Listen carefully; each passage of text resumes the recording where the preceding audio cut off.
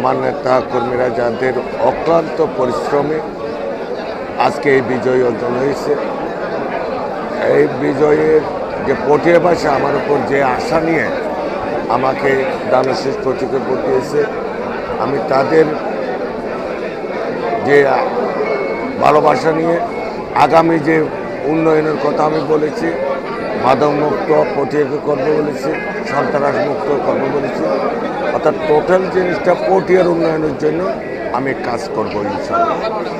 এই কাজের মধ্যে দিয়ে আমার যে কমিটমেন্ট, এই কমিটমেন্ট আশা করে আমি ফুলফিল করব।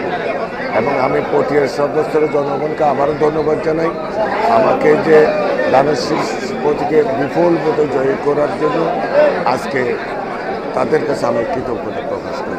এবং পটিয়া শুধু আমার বিএনপির নেতা কর্মী নয়, সর্বস্তরের জনগণের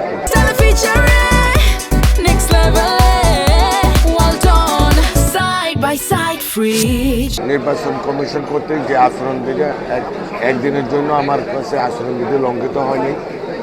যেহেতু এখন নির্বাচন শেষ, হয়তো নেতাকর্মীরা উৎসব করতে পারে, আনন্দ করতে পারে। দীর্ঘ 15-17 বছর নির্বাচন থেকে বঞ্চিত ছিল। ব্রিটিশ সরকারের আমলে কেউ কোনো নির্বাচন দেখে নাই।